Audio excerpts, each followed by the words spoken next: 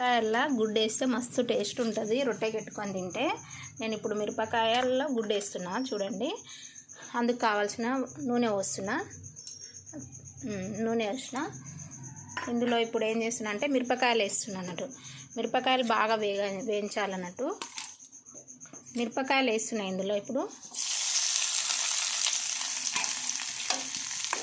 మిరపకాయలు బాగా దూరగా వేగాలి. వేగిన తర్వాత గుడ్డు కలగాలి. ఇప్పుడు కొంచెం ఉప్పు వేస్తున్నాను అన్నట్టు. తగినంత ఉప్పు వేసుకోవాలి. నేను ఇంత ఉప్పు వేస్తున్నా. ఉప్పు వేసి బాగా దీన్ని దూరగా మరగనేయాలి. ఇప్పుడు చూడు, మంచిగా దూరగా ఇట్లా మిరపకాయలు అనేవి ఇట్లా మంచిగా వేగిన తర్వాత ఇందులో కొంచెం పసుపు వేస్తున్నట్టు. కొంచెం పసుపు వేసి ఒకసారి కలిపి ఇప్పుడు గుడ్లు వల్ల కొడుతున్నట్టు. అంటే ఈ గుడ్లు అనేది 2 గుడ్లు వేస్తున్నా మిరపకాయల.